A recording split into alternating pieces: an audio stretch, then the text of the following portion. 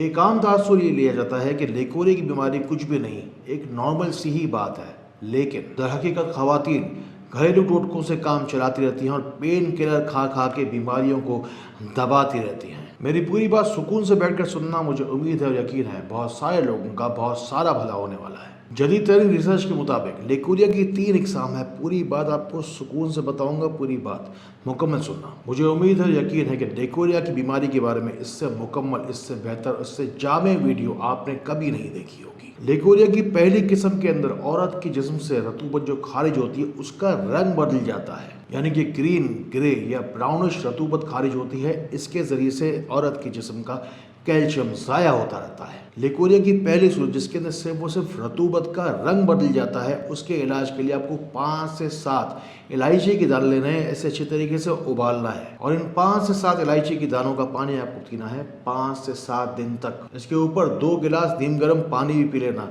ताकि जिस्म से सारी की सारी बीमारी साफ हो जाए। इस वीडियो के अंदर मैं आपको बताऊंगा इलाज वो जो आप घर बैठे बैठे आसानी के साथ कर पाएंगे, और आखिर में आपको बताऊंगा मैं दम करने का तरीका मुकम्मल, जिससे कि आप अपना इलाज आसानी के साथ कर पाएंगे। कमेंट्स में जाना, दुआ में नाम ज़रूर शामिल करवाना। अगर ज़िंदगी में कोई भी सवाल हो या कोई भी बवाल हो, जाके मुझे कमेंट्स में जाके ज़रूर बताना। लेकोरिया की दूसरी सूरत का इलाज नोट कीजिए। इस सूरत के अंदर लेकोरिया में खारिज होने वाली रतूबत की जो बदबू है वो चेंज हो जाती है, यानी कि मछली और जले हुए सड़े हुए गोश्त की तरह बदबू आती है। लेकोरिया की इस सूरत के अंदर मैग्नीशियम जिस्म से और हड्डियों से ख़त्म हो जाता है। इसके इलाज के लिए आपको दही का इस्तेमाल करना है और दही का पानी जो है वो ज़रूर इस्तेमाल करना है। खाने के अंदर दही ज़रूर शामिल कीजिए और हो सके तो आपसे रोटी लीजिए और दही उसके साथ खाइए। खाना मत खाइए, एक वक्त का खाना छोड़ दीजिए और दही रोटी खाइए। हो सके तो रात को सोने से पहले थोड़ा सा दूध लीजिए, उसमें शहद डाल के पीजिए।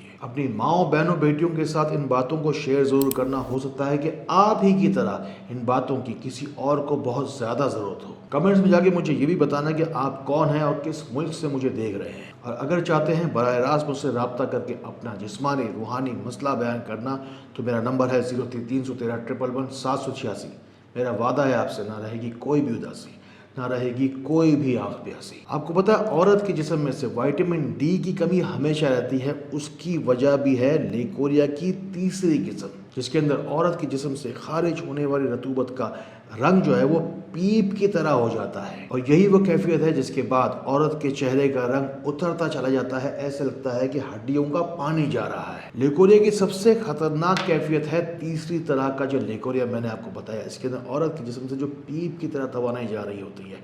आपको करना यह है कि आधा चम्मच आपको सौंफ लेना है, आधा चम्मच आपको ज़ीरा लेना है। इससे पहले हल्का सा भून लेना, इसे चबा के खाना है। साथ ही साथ आप इसके अंदर मिश्री जो धागे वाली जो वो कहलाती है मिश्री, वो शामिल करके चबा के अच्छी तरीके से खाइए। आप में से अक्सर लोग पूछते हैं कि कौन सी चीज़ कब तक इस्तेमाल करनी है। याद रख लीजिए, ये जो तरीका मैंने आपको भी सौंफ और जीरे का बताया, इसे उस वक्त तक मत छोड़ना जब तक कि आपका लेकोरिया आपको ना छोड़ दे। लेकोरिया की बीमारी को पालते रहने से औरत का जिस्म या तो बहुत ज़्यादा फूल जाता है या सूख कर कांटा हो जाता है, थायराइड ग्लैंड बढ़ जाते हैं या हार्मोन्स की खराबी रहती है। और लेटेस्ट रिसर्च में आपको बता रहा हूँ, ट्यूब और बच्चादानी की आगे चलकर कैंसर भी इसी वजह से होता है। अब लेकोरिया की बीमारी का रूहानी इलाज नोट कीजिए। सीधा हाथ लेना है, नाव पर रखना है, या अल्लाह हो या ज़ाहिर हो या वकील पढ़ना है 100 मरतबा। अवल आखिर 3 बार दुरूद शरीफ भी पढ़ना और नियत करना कि पेट के अंदर ज़ेरे नाव जो कोई भी बीमारियाँ हों वो अल्लाह ताला के नाम से,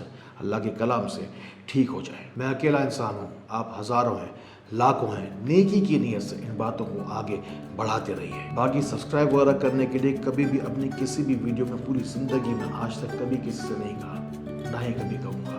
अल्लाह ताला इसी तरह खैर वाली, करम वाली, फजल वाली बातें हमें एक दूसरे तक पहुँचाने वाला बना। अल्लाह ताला हमें दूसरे के लिए फ़ायदे का बाइस बनाए। अल्लाह ताला हमें बहुत बहुत रोशनी फैलाने वाला बनाए। अस्सलामु अलैकुम व रहमतुल्लाह।